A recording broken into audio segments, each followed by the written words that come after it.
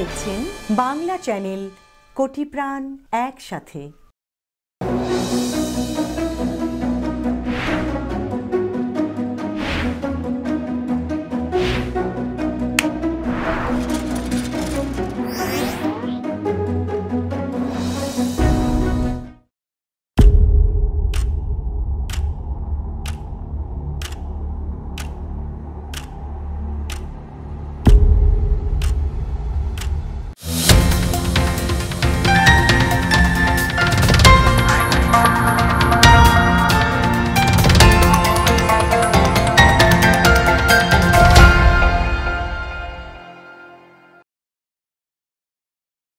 আমন্ত্রণ জানাচ্ছি বাংলা চ্যানেল রাতের সংবাদে। আপনাদের সঙ্গে আছি আমি সাদিক হাসান ইমন। শুরুতেই জানিয়ে দিচ্ছি সংবাদ শিরোনাম।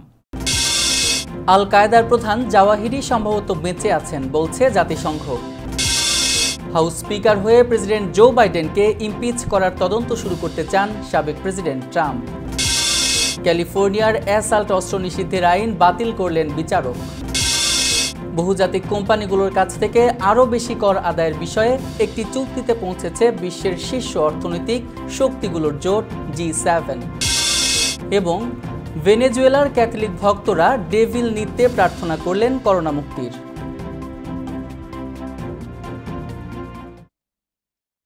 শুনছিলেন সংবাদ শিরোনাম, এবারে বিস্তারিত। আন্তর্জাতিক জঙ্গি সংগঠন আল কায়েদার প্রধান আয়মান আল জাওয়াহিরি সম্ভবত বেঁচে আছেন। তিনি আফগানিস্তান পাকিস্তান সীমান্ত অঞ্চলে থাকতে পারেন।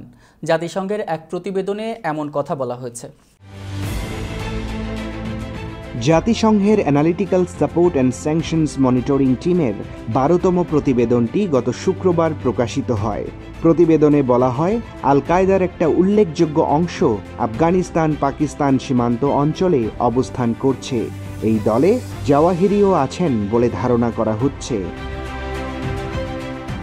এক সদস্য রাষ্ট্রের বরাতে আল কায়েদার প্রধান জাওয়াহিরি সম্পর্কে জাতিসংঘের প্রতিবেদনে বলা হয়, তিনি সম্ভবত বেঁচে আছেন। এই প্রতিবেদনে বলা হয়, জাওয়াহিরির শারীরিক অবস্থা এতটাই নাজুক যে তার পক্ষে সংগঠনের প্রচারণায় অংশ নেওয়া সম্ভব হচ্ছে না।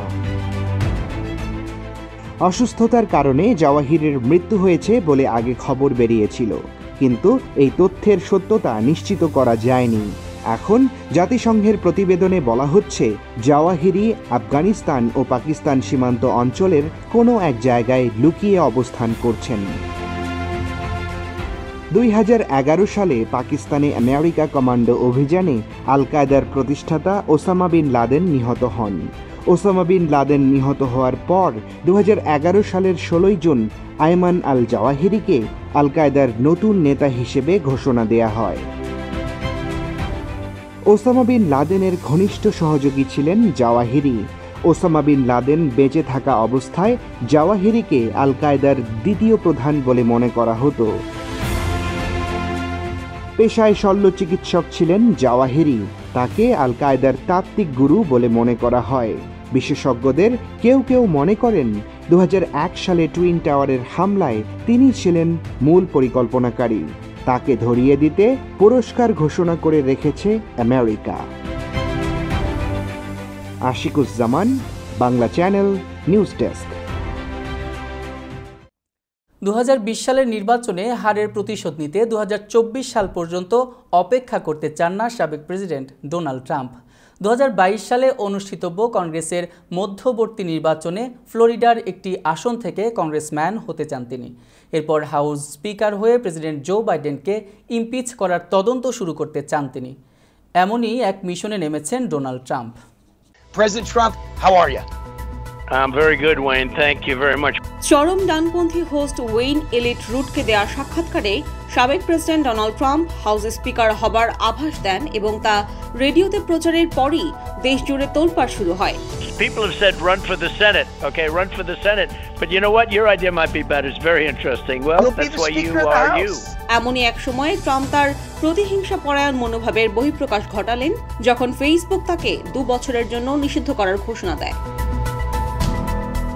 কংগ্রেসের রিপাবলিকানদের সংখ্যাগরিষ্ঠতা অর্জনের জন্য মধ্যবর্তী নির্বাচনে ট্রাম্পকে প্রার্থী হওয়ার সর্বপ্রথম প্রস্তাব বস্টন রিপাবলিকানদের এক অনুষ্ঠানে উত্থাপন করেন ট্রাম্পের সাবেক উপদেষ্টা স্টিভ ব্যানন। স্টিভের যুক্তি অনুযায়ী ট্রাম্প ফ্লোরিডা থেকে রিপাবলিকান প্রার্থী হলে বিজয় কেউ ঠেকিয়ে রাখতে পারবে না। শুধু তাই নয়, ট্রাম্পের কারণে রিপাবলিকান পার্টির প্রার্থীর বিজয়ও ত্বরান্বিত হবে বলে উল্লেখ করেছেন ব্যানন। আসলে ট্রাম্পের মগজে এমন পরিকল্পনার কথা স্টিভ ব্যানন ঢোকালেও সেই দুরভিসন্ধিকে উস্কে দেন রেডিওর হোস্ট রুট। তিনি বিষয়টি মনে করিয়ে দেওয়ার পরই ট্রাম্পের চোখে মুখে ফুটে উঠল হাসির ঝিলিক। তিনি বললেন, তাই নাকি? ব্যাপারটা তো বেশ মজার। You'll wipe him out for his last 2 years, and then you'll be president. Do it. You know, it's very interesting. That's so interesting. এই সাক্ষাৎকারে ফেসবুকে নিষিদ্ধের বিষয়েও তাকে প্রশ্ন করা হয়। তিনি ঝটপট জবাব দিয়ে বলেন, এরপর তিনি যখন আবার হোয়াইট হাউসে প্রবেশ করবেন, তখন মার্ক জাকারবার্গ আর স্ত্রীর অনুরোধে তাদের সঙ্গে ডিনার করা সম্ভব হবে না, তবে তাদের সঙ্গে শুধু ব্যবসায়ী হতে পারে। Ayesha Ahsan, Bangla channel, news desk. তাইওয়ানকে 7.5 লাখ ডোজ ভ্যাকসিন দেবে আমেরিকা। বিশ্বব্যাপী ভ্যাকসিন নিয়ে যে ঘাটতি দেখা দিয়েছে তা মেটানোর অংশ হিসেবেই এই পদক্ষেপ নেওয়া হয়েছে বলে রোববার এক বিবৃতিতে নিশ্চিত করেছেন সেনেটর ট্যামি ডাকওর্থ। করোনা মহামারীর বিরুদ্ধে লড়াইয়ে দ্বীপরাষ্ট্র তাইওয়ানকে সহায়তা করতে ভ্যাকসিনের ডোজ পাঠাচ্ছে আমেরিকা। সেনেটর ড্যান সালিভান এবং ক্রিস্টোফার কন্স ট্যামির সঙ্গে তাইওয়ানে সফরের উদ্দেশ্যে রাজধানীর তাইপেতে অবস্থিত সংশান বিমানবন্দরে অবতরণের পর ডাকওর্থ জানান, সহায়তার অংশ হিসেবে 7.5 লাখ ডোজ ভ্যাকসিন পাবে Taiwan. Vice president Kamala Harris আগামী সপ্তাহে গুয়েতেমালা ও মেক্সিকো সফরে যাচ্ছেন। প্রেসিডেন্ট জো বাইডেনের ডেপুটি হিসেবে দায়িত্ব নেবার পর কামালা হ্যারিসের এটি প্রথম বিদেশ সফর। মার্চে বাইডেন ওই অঞ্চল থেকে অভিবাসনের মূল কারণের দিকে নজর দিতে কূটনৈতিক প্রচেষ্টার দায়িত্ব তাকে দেওয়ার পর তিনি বলেছেন, জনগণের মাঝে আশার সঞ্চার করতে হবে। তাদের বোঝাতে হবে যে তারা নিজ দেশে থেকে গেলে পরিস্থিতি আরও ভালো হবে। আগামী রোববার তার গুয়েতেমালা যাওয়ার কথা রয়েছে। সেখানে তিনি সোমবার প্রেসিডেন্ট আলেজান্দ্রো গিয়ামাতের সঙ্গে বৈঠক করবেন। এরপর মঙ্গলবার তিনি মেক্সিকান প্রেসিডেন্ট আন্দ্রেস ম্যানুয়েল লোপেজের সঙ্গে সাক্ষাৎ করবেন। ক্যালিফোর্নিয়ার একজন বিচারক স্টেটের অ্যাসাল্ট অস্ত্র নিষিদ্ধের আইন বাতিল করেছেন। ফেডারেল বিচারক রজার বেনিটেজ বলেছেন, দেশের সংবিধানের 2য় সংশোধনীতে নাগরিকদের অস্ত্র বহনের যে অধিকার দেওয়া হয়েছে, এই আইনের মাধ্যমে তা লঙ্ঘন করা হয়েছে। বিবিসি জানায়, তিনি AR-15 রাইফেলকে বাড়ি ও যুদ্ধ উভয়ের জন্য ভালো বলে মন্তব্য করেছেন। বিচারক বেনিটেজ তার পর্যবেক্ষণে বলেছেন, ক্যালিফোর্নিয়া যেভাবে সামরিক ধরনের রাইফেলের সংজ্ঞা নির্ধারণ করেছে, তাতে রাজ্যটির বাসিন্দারা এমন সব অস্ত্র থেকে বঞ্চিত হয়েছে যেগুলো আমেরিকার অন্যান্য অঞ্চলে অনুমোদিত। ক্যালিফোর্নিয়ার গভর্নর গ্যাভিন নিউজম এই রায়কে জননিরাপত্তার জন্য হুমকি বলে বর্ণনা করেছেন। ক্যালিফোর্নিয়ার অ্যাটর্নি জেনারেল রব বোন্টা জানিয়েছেন, তারা এই রায়ের বিরুদ্ধে আপিল করবেন। 46 বছর আগে হারিয়ে যাওয়া এক ওয়ালেট ফিরে পেয়েছেন ক্যালিফোর্নিয়ার ভেনচুরার কলিন ডিস্টিন নামে এক নারী। শুক্রবার ওয়ালেটটি ফিরে পান তিনি। এ নিয়ে উচ্ছ্বাস প্রকাশ করেন ডিস্টিন। সাউথ ক্যালিফোর্নিয়ার ঐতিহাসিক ম্যাজেস্টিক ভেঞ্চুরার থিয়েটারে 1975 সালে এটি হারিয়েছিলেন তিনি। এবিসি নিউজের প্রতিবেদনে বলা হয়, ভেঞ্চুরা থিয়েটারে নতুন করে ডিজাইন করার সময় টম স্টিভেন নামে এক কর্মী ওয়ালেটটি খুঁজে পান। তিনি বলেন, ওয়ালেটটি ছিল পুরনো ক্যান্ডি বারের র্যাপার, টিকেট স্টাব ও সোডার ক্যানের মধ্যে। স্টিভেন এরপর এটি তার সামাজিক মাধ্যমে পোস্ট করেন, যাতে করে ওই ওয়ালেটটির আসল মালিক এটি খুঁজে বের করতে পারেন। এক পর্যায়ে ওয়ালেটটি খুঁজে পান কলিন ডিস্টিন। এতে ছিল পুরনো কিছু ছবি, একটি কনসার্টের টিকিট ও একটি ড্রাইভিং লাইসেন্স। ওয়ালেট খুঁজে পাওয়ার পর উচ্ছ্বাস প্রকাশ করে ডিস্টিন বলেন, 1975 সালে এটি তিনি হারিয়েছিলেন। তখন তার বয়স মাত্র 20 পেরিয়েছে। এতে $200 একটি চেক ছিল বলেও জানান তিনি। সে সময় তিনি পুলিশের সাথে যোগাযোগ করে ওয়ালেট হারানোর বিষয়টি জানিয়েছিলেন, তবে তখন কেউ খুঁজে পায়নি এটি। ওকল্যান্ড বন্দরের শ্রমিকরা ইহুদিবাদী ইসরায়েলের একটি কার্গো জাহাজের মালামাল খালাস করতে অস্বীকৃতি জানিয়েছে। ফিলিস্তিনিদের ওপর বর্বরতার বিরুদ্ধে বিশ্বব্যাপী ইহুদিবাদীদেরকে বয়কটের যে ডাক দেওয়া হয়েছে, তাতে সাড়া দিয়ে ওকল্যান্ড বন্দর শ্রমিকেরা এই পদক্ষেপ নেন। ফিলিস্তিনপন্থী আমেরিকার বিক্ষোভকারীরা অবরুদ্ধ গাজা উপত্যকার উপর ইহুদিবাদী সেনাদের বর্বর আগ্রাসনের প্রতিবাদে ওকল্যান্ড বন্দরে ইসরায়েলি জাহাজ নোঙ্গর এবং খালাস করা নিষিদ্ধ করেন। ফলে জাহাজটি ওকল্যান্ড বন্দর ছেড়ে চলে যেতে বাধ্য হয়। To ensure that this Zim-operated ship, this apartheid profiteering ship, does not get to unload its cargo in the Bay Area at all. এ সময় বন্দর শ্রমিকরা এবং অন্য বিক্ষোভকারীরা মিলে সেখানে ইসরায়েলের বিরুদ্ধে বিক্ষোভ করেন। What needs to happen is a discussion that solves problems, not discussions that create more problems. বিক্ষোভ আয়োজনকারীদের অন্যতম ওয়াসিম হেজ সাংবাদিকদের বলেন, আজ ওকল্যান্ড সিটির পক্ষ থেকে একথা প্রমাণ হলো যে তারা বর্ণবাদী ইসরায়েলের সঙ্গে বাণিজ্য করবে না। Abuzar Al Gifari, Bangla channel, news desk. ইসরায়েলের রাজধানী বাগদাদে আমেরিকার একটি কূটনৈতিক স্থাপনার রকেট হামলা হয়েছে। ইরাকে মোতায়েন সামরিক বাহিনীর পক্ষ থেকে এই তথ্য জানানো হয়। বাগদাদে ডিপ্লোম্যাটিক সাপোর্ট সেন্টারে শনিবার রাতে ওই রকেট হামলা হয় বলে ইরাকে দেশের সামরিক বাহিনীর মুখপাত্র কর্নেল ওয়েনে মারোত্তো টুইট পোস্টে জানান। তিনি বলেন, প্রাথমিক রিপোর্টে জানা গেছে স্থানীয় সময় শনিবার রাত 12:15টার দিকে কূটনৈতিক কেন্দ্র লক্ষ্য করে একটি রকেট ছোঁড়া হয়। রকেটটি কেন্দ্রের কাছে পড়ে, তবে কোনো হতাহতের ঘটনা ঘটেনি। বিষয়টি তদন্ত করে দেখা হচ্ছে। আমেরিকার সেনা মুখপাত্র বলেন, এ ধরনের হামলায় ইরাকের জাতীয় সার্বভৌমত্ব ক্ষুণ্ণ হয়। ইরাকে সাদ্দাম সরকারের কাছে ব্যাপক গণবিধ্বস্তি অস্ত্র রয়েছে এমন অজুহাত তুলে 2003 সালে ইরাকে সামরিক আগ্রাসন চালায় পেন্টাগন। সাদ্দাম সরকারের পতন হলেও আমেরিকার সেখান থেকে সেনা প্রত্যাহার করেনি। এতে ইরাকের জনগণের ভেতরে প্রচণ্ডভাবে আমেরিকা বিরোধী মনোভাব তৈরি হয়েছে। এরই জের ধরে ইরাকে আমেরিকার বিভিন্ন স্থাপনায় মাঝে মধ্যেই রকেট হামলা হয়। বাংলা চ্যানেল রাতের সংবাদে এখন নিচ্ছে একটি বিরতি। ফিরে এসে দেখবেন, বহুজাতিক কোম্পানিগুলোর কাছ থেকে আরও বেশি কর আদায়ের বিষয়ে একটি চুক্তিতে পৌঁছেছে বিশ্বের শীর্ষ অর্থনৈতিক শক্তিগুলোর জোট G7।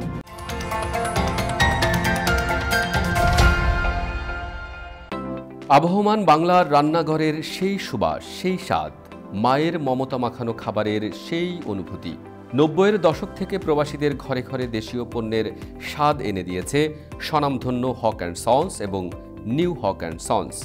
রাঁধুনি, রুচি ও চাষি ব্র্যান্ডের আসল পণ্য মানেই নিউ হক অ্যান্ড সন্স। গুঁড়া মশলা থেকে শুরু করে আচার, চাল, সব গৃহস্থলী পণ্য। স্কয়ারের পণ্য সামগ্রী যুক্তরাষ্ট্রে আমরা একমাত্র পরিবেশক। আসল পণ্য কিনতে নিউ হক অ্যান্ড সন্সের কোডিং দেখে কিনুন। নিউ হক অ্যান্ড সন্স, প্রবাসী বাঙালির বন্ধু। মেগা হোমস রিয়েলটি, স্বপ্ন আপনার, দায়িত্ব আমাদের। পছন্দের বাড়িটির জন্য আসুন আমাদের কাছে। Mega homes realty, buy, sell, rent, invest ও শর্ট সেল। আমরা ফোরক্লোজ থেকে আপনার বাড়ি রক্ষা করতে সহায়তা করি। Mega homes realty, commercial and residential real estate firm. আমাদের সাথে যোগাযোগের ঠিকানা Moinul Islam, 3211 35th Avenue, Astoria, New York 11106। Telephone 9175354131। Email moinul4@gmail.com। কোভিড-19 মহামারী আমাদের শহরের জন্য কঠিন একটা সময়। ভ্যাকসিন নিলে শুধু আক্রান্তের সংখ্যাই কমবে না, বরং আমাদের ফেলে আসা আনন্দের মুহূর্তগুলোকেও ফিরিয়ে আনবে, পরিবার ও বন্ধুদের পুনরায় একত্রিত করবে। কোভিড ভ্যাকসিন নিরাপদ ও কার্যকর। ইমিগ্রেশন স্ট্যাটাস নির্বিশেষে সকল নিউ ইয়র্কবাসীর জন্য বিনামূল্যে। আসুন জীবনের ফেলে আসা আনন্দের মুহূর্তগুলোকে ফিরিয়ে আনি। কোথা থেকে আপনার ভ্যাকসিনটি গ্রহণ করবেন তা জানতে কল করুন 877-829-4692 নম্বরে। জনস্বার্থে বাংলা চ্যানেল।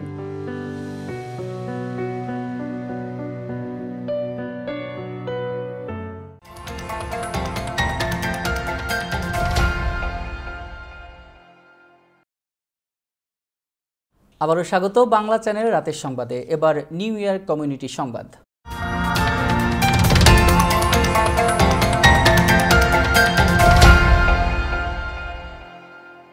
নিউ ইয়র্কে আমেরিকা আওয়ামী লীগের আয়োজনে মত বিনিময় সভা অনুষ্ঠিত হয়েছে। শনিবার দুপুরে জ্যাকসন হাইটসের একটি মিলনায়তনে উপস্থিত ছিলেন সংগঠনের নেতৃবৃন্দ সহ প্রবাসের ইলেকট্রনিক ও প্রিন্ট মিডিয়ার সাংবাদিকরা। অনুষ্ঠানে আমেরিকা আওয়ামী লীগের সভাপতি ডক্টর সিদ্দিকুর রহমান বলেন, করোনার এই মহামারীর মধ্যেও জননেত্রী শেখ হাসিনার দক্ষ নেতৃত্বে দেশ আজ এগিয়ে যাচ্ছে। বাংলাদেশের সকল প্রান্তেই এখন শুধু উন্নয়ন দৃশ্যমান। কৃষি, স্বাস্থ্য, শিক্ষা, যোগাযোগ, মাথাপিছু আয়, জিডিপিতে বাংলাদেশ এখন বিশ্বের কাছে উদাহরণ। এবারের বাজেট মানুষের আশা আকাঙ্ক্ষার স্বপ্ন পূরণের বাজেট উল্লেখ করে দুর্নীতির মাধ্যমে যারা বিদেশে টাকা পাচার করেন তাদের কঠোর হাতে দমনের আহ্বান জানান তিনি। এখন দেখবেন আন্তর্জাতিক সংবাদ।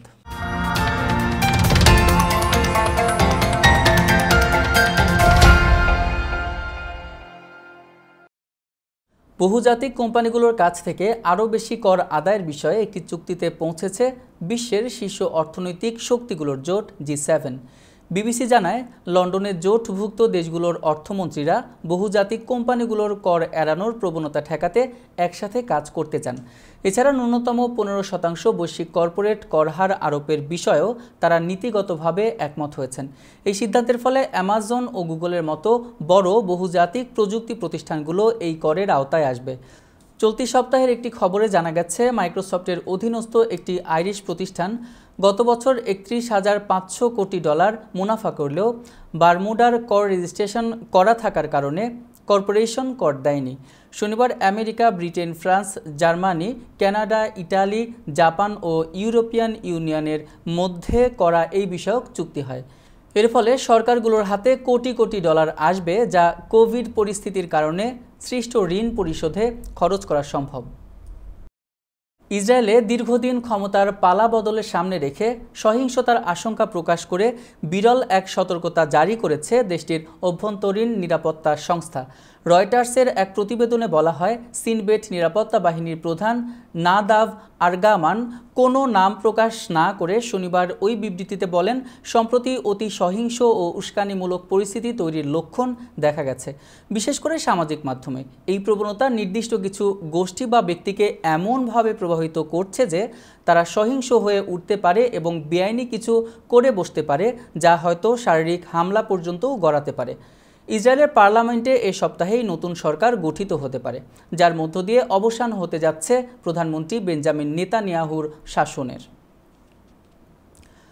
ওয়েস্ট আফ্রিকান দেশ বুরকিনা ফাসোর উত্তরাঞ্চলে একটি গ্রামে সশস্ত্র ব্যক্তিরা হামলা চালিয়ে অন্তত 132 জনকে হত্যা করেছে। দেশটির সরকার বলছে, সাম্প্রতিক সময়ের মধ্যে এটি সবচেয়ে ভয়াবহ হামলা। সোলহান গ্রামে এই হামলার সময় স্থানীয় বাড়িঘর ও বাজারে আগুন লাগিয়ে দেয়। এই হামলার জন্য কোনো দল দায়িত্ব স্বীকার করেনি, তবে দেশটিতে এ ধরনের হামলা সাধারণত ইসলামপন্থী দলগুলো করে থাকে, বিশেষ করে সীমান্তবর্তী এলাকাগুলোয়। জাতিসংঘের প্রধান বলেছেন, এই ঘটনায় তিনি অত্যন্ত ক্ষুব্ধ হয়েছেন। ওই হামলায় নিন্দা জানিয়েছেন জাতিসংঘের মহাসচিব অ্যান্টনিও গুতেরেস। তার মুখপাত্র বলেছেন, এর ফলে সহিংস চরমপন্থীদের বিরুদ্ধে লড়াইরত দেশগুলোর জন্য আন্তর্জাতিক সম্প্রদায়ের যে সহায়তার প্রয়োজন, সেখানে প্রাণহানির বিষয়টি আবার বেরিয়ে এসেছে। বুরকিনা ফাসোর প্রেসিডেন্ট রোচ কাবোরে দেশে 3 দিনের জাতীয় শোক ঘোষণা করেছেন। একটি টুইট বার্তায় তিনি বলছেন, অপশক্তির বিরুদ্ধে আমাদের সবার একত্রিত হয়ে রুখে দাঁড়াতে হবে। শুক্রবার রাতে আরেকটি হামলায় সোলহান গ্রামের 150 কিলোমিটার উত্তরে তাদারাট গ্রামে 14 জন নিহত হয়েছেন। গত 12 বছরের মধ্যে বিশ্বজুড়ে সর্বোচ্চ পর্যায়ে বাড়ছে খাবারের দাম। জাতিসংঘের প্রতিবেদনে এ তথ্য উঠে এসেছে। এর ফলে বিশ্বের প্রায় সব দেশেই মুদ্রাস্ফীতি বড় উদ্বেগের কারণ হয়ে দাঁড়িয়েছে। খাদ্যপণ্যের পেছনে মানুষের ব্যয় বেড়ে যাওয়ায় মহামারী পরবর্তী বিশ্ব অর্থনীতি পুনরুদ্ধারেও তার উচ্চ প্রভাব পড়বে বলে মনে করছেন বিশেষজ্ঞরা। বিগত 1 বছর ধরে বিশ্বজুড়ে খাবারের দাম বৃদ্ধি অব্যাহত রয়েছে। গত বছরের মে মাসের তুলনায় চলতি বছরের মে মাসে দাম বাড়ে 37.5%। 2010 সালের অক্টোবরের পর এটাই সবচেয়ে বেশি দাম বৃদ্ধির নজির। বিশ্বে খাবারের দামের একটি বড় সূচক ব্যবহার করে জাতিসংঘের খাদ্য ও কৃষি সংস্থা FAO এই পরিসংখ্যান দিয়েছে। FAO ফুড প্রাইস ইন্ডেক্সের মাধ্যমে বিশ্বে শস্য, তেলবীজ, নিত্যপণ্য, মাংস, চিনি সহ নানা খাবারের দাম পর্যবেক্ষণ করে থাকে। গত বৃহস্পতিবার প্রকাশিত ইন্ডেক্সে দেখা গেছে পুরো বিশ্বেই গত 12 মাস ধরে টানা এই সূচকে 5টি উপাদানের দামই বেড়েছে। কয়েকটি দেশে চাহিদা বাড়ার সঙ্গে উৎপাদন কমে যাওয়ায় দাম বেড়েছে। I think that it is a pity that in many developing countries farmers will not benefit from the higher prices. So they tend to get the worst of the two worlds. Corona virus সংক্রমণের বিস্তার রোধে বিশ্বের বেশিরভাগ দেশই নানা মেয়াদে lockdown দিয়েছে। এতে চলাচলের ওপর নানা বিধি নিষেধ থাকায় খাদ্যপণ্যের বাজারজাতকরণ এবং সরবরাহে বিঘ্ন ঘটেছে। যোগানের অভাবে অনেক জায়গায় খাবারের সংকট দেখা দিয়েছে এবং দামও বেড়েছে। বিশেষজ্ঞরা এ বিষয়ে সতর্ক করে বলেছেন, এখনও নানা দেশে লকডাউন চলছে। এর মধ্যে খাবারের চাহিদা বৃদ্ধি এবং উৎপাদন কমে যাওয়া অব্যাহত থাকলে মুদ্রাস্ফীতি দেখা দেবে। মুদি দোকানের অতিরিক্ত বিলের প্রভাব অর্থনীতি পুনরুদ্ধারে ব্যাপক প্রভাব ফেলবে বলেও আশঙ্কা তাদের। When food prices go up, it is always an issue for consumers. It is seen very positively by farmers. তবে আশার কথা হলো কিছু কিছু শিল্প মহামারীর সংকট কাটিয়ে উঠতে শুরু করেছে। এছাড়া FAO থেকেও এবছর বিশ্বজুড়ে রেকর্ড পরিমাণ খাদ্যশস্য উৎপাদন হওয়ার পূর্বাভাস দেওয়া হয়েছে, যা খাদ্যপণ্যের দাম কমিয়ে আনতে সাহায্য করবে বলে মনে করা হচ্ছে। Few things that came together in a very short period of time, and all together they have really had quite a upward push towards prices of almost all agricultural commodities. Sadiq Hasan Emon, Bangla channel, news desk. রাতের সংবাদে নিচ্ছি আরও একটি বিরতি। ফিরে এসে দেখবেন, ভেনেজুয়েলার ক্যাথলিক ভক্তরা ডেভিল নৃত্যে প্রার্থনা করলেন করোনা মুক্তির।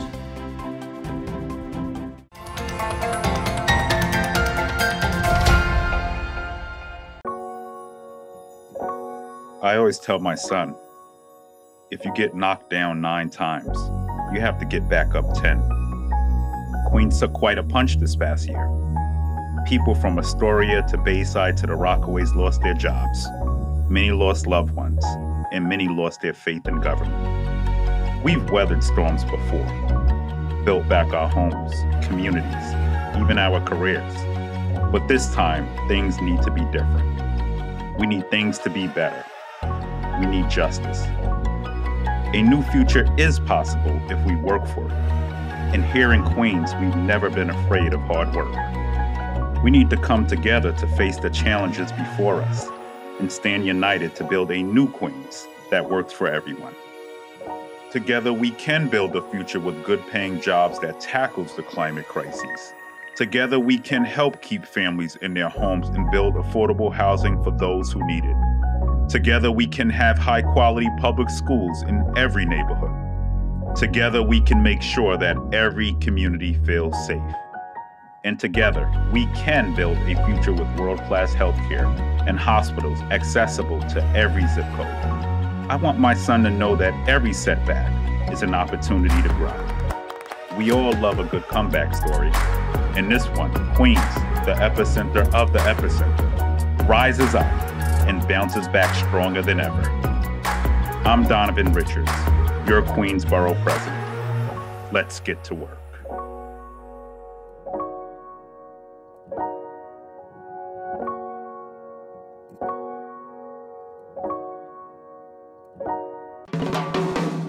বাসায় কিন্তু তোর সব ফেভারিট ডিশ রান্না করা হয়েছে। তাই আই এম সো এক্সাইটেড।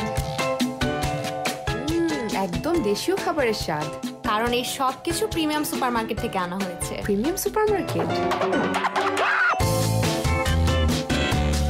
এত বড় মাছ? থ্যাঙ্কস। প্রিমিয়াম সুপারমার্কেট, বাঙালিদের সবচেয়ে জনপ্রিয় সুপারমার্কেট। বেস্ট কোয়ালিটি এবং হালাল ফুড সাশ্রয়ী মূল্যে পাওয়া যায়। Free parking available.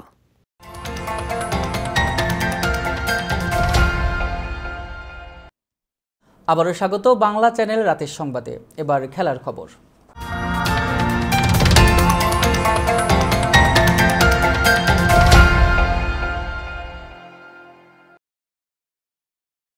English premier লিগের 2020-21 মৌসুমের সব পুরস্কারই নিজেদের করে নিয়েছে ম্যানচেস্টার সিটি।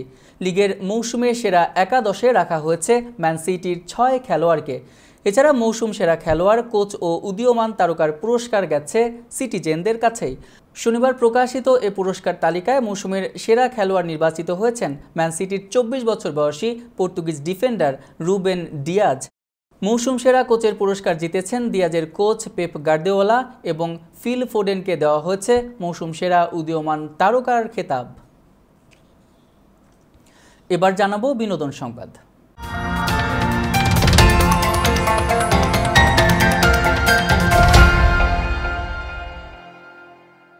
আয়নাবাজি সিনেমা দিয়ে চলচ্চিত্র পরিচালক হিসেবে অভিষেক ঘটে নির্মাতা অমিতাভ রেজা চৌধুরীর। সেই ছবিটি ব্যবসায়িক সাফল্য লাভ করতে সক্ষম হয়। চঞ্চল চৌধুরীর অভিনয় মুগ্ধ করেছিল অমিতাভের নির্মাণের মুনশিয়ানায়। এরপরই পরিচালক ঘোষণা দেন তিনি নতুন সিনেমা বানাচ্ছেন, নাম রিক্সা গার্ল। ছবিটির শুটিং শেষ হয়েছে, চলছে মুক্তি দেওয়ার পূর্ব প্রস্তুতি। আলোচনায় এসেছিল তার প্রথম পোস্টার, এবার প্রকাশ হলো ট্রেলার। প্রথম ছবি আয়নাবাজি নির্মাণ করেই হইচই ফেলে দিয়েছিলেন নির্মাতা অমিতাভ রেজা চৌধুরী। এরপর কেটে গেছে প্রায় 5 বছর। এবার আসছেন নিজের দ্বিতীয় পূর্ণদৈর্ঘ্য চলচ্চিত্র রিক্সা গার্ল নিয়ে। সম্প্রতি রিক্সা গার্লের অফিসিয়াল ওয়েবসাইট ও সোশ্যাল মিডিয়ায় ট্রেলার প্রকাশিত হয়েছে। 2.25 মিনিটের ট্রেলারটিতে পাওয়া গেছে দারুণ এক গল্পের আভাস। সেই সঙ্গে চমৎকার দৃশ্য, রং মুগ্ধ করবে যে কোনো cinema প্রেমীকে। There's no place for me in this world. শিল্পী মনা নারী নাইমার গল্প রিক্সা গার্ল, অন্তত ট্রেলারে তেমনই ইঙ্গিত। 2.25 মিনিটের ট্রেলারে দেখা যায় যে নাইমার কাছে ছবি আঁকা ভীষণ পছন্দের, কিন্তু দরিদ্র সংসারে একমাত্র উপার্জনক্ষম ব্যক্তি তার বাবা হঠাৎ একদিন অসুস্থ হলে সবকিছু পাল্টে যায়।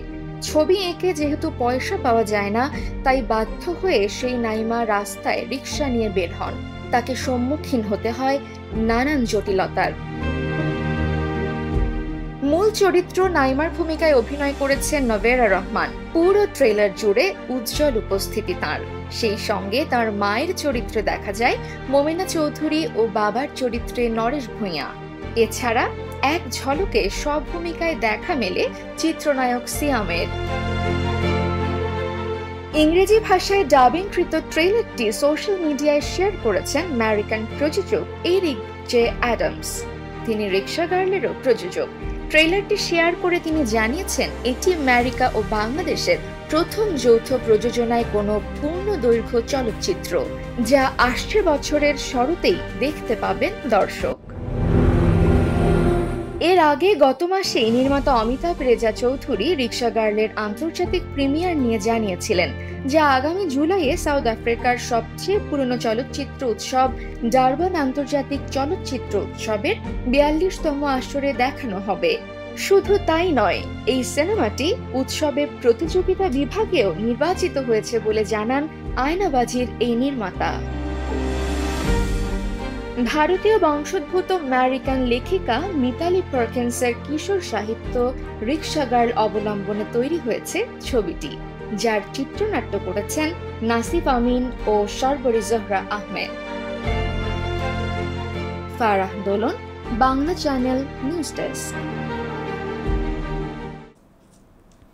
এখন দেখবেন অন্যরকম সংবাদ।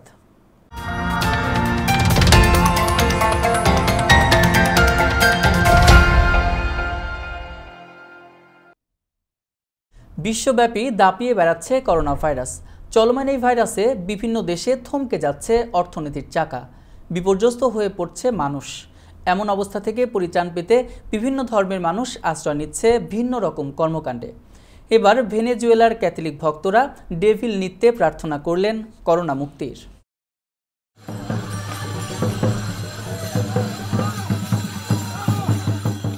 মানুষের জীবনযাত্রায় করোনা ভাইরাস যেন গলার কাটা হয়ে দাঁড়িয়েছে। একটা অস্বস্তি তাড়িয়ে বেড়াচ্ছে গোটা বিশ্বে। বিশ্বের বিভিন্ন দেশের মতো অর্থনৈতিকভাবে খুঁড়িয়ে চলছে ভেনেজুয়েলা। এমন অবস্থায় দেশটির ক্যাথলিক ভক্তরা ডেভিল নৃত্য করে করোনা মুক্তির প্রার্থনা করেন। মূলত ক্যাথলিকরা আফ্রিকান বংশোদ্ভূত লোকদের আকৃষ্ট করার জন্য এই রিগের সূচনা করেছিল বলে মনে করা হয়, আর যুগ যুগ ধরে তা আঁকড়ে ধরে রেখেছে ক্যাথলিক ভক্তরা। করোনা মহামারীতে সবাই উৎসবহীন সময় পার করছে। মহামারীতে জনজীবন অতিষ্ঠ হয়ে উঠেছে। এই ডেভিল নৃত্য মূলত সব বিপদ আর শয়তান থেকে পরিত্রাণ পাওয়ার জন্য। ভেনেজুয়েলার রাজধানী ও বৃহত্তম শহরের কারাকাসে ধর্মীয় উপাসনালয়ের আশেপাশের এই রীতিতে অংশ নিয়েছিল কয়েকশো মানুষ। Rifat Tasnova, Bangla channel, news desk. এই ছিল বাংলা চ্যানেল রাতের সংবাদে। শেষ করার আগে শিরোনামগুলো জানিয়ে দিচ্ছি আরও একবার। আল কায়েদার প্রধান জাওয়াহিরি সম্ভবত বেঁচে আছেন বলছে জাতিসংঘ। হাউস স্পিকার হয়ে প্রেসিডেন্ট জো বাইডেনকে ইমপিচ করার তদন্ত শুরু করতে চান সাবেক প্রেসিডেন্ট ট্রাম্প। ক্যালিফোর্নিয়ার অ্যাসাল্ট অস্ত্র নিষিদ্ধের আইন বাতিল করলেন বিচারক। বহুজাতিক কোম্পানিগুলোর কাছ থেকে আরও বেশি কর আদায়ের বিষয়ে একটি চুক্তিতে পৌঁছেছে বিশ্বের শীর্ষ অর্থনৈতিক শক্তিগুলোর জোট G7। এবং ভেনেজুয়েলার ক্যাথলিক ভক্তরা ডেভিল নৃত্যে প্রার্থনা করলেন করোনা মুক্তির।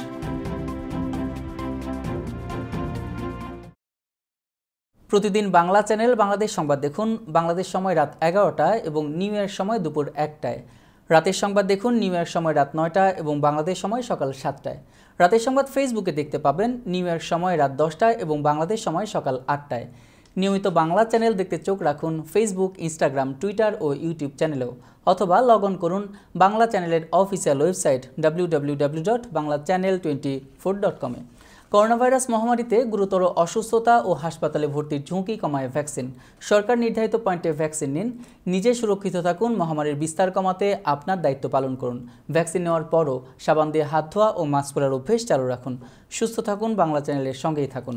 ধন্যবাদ।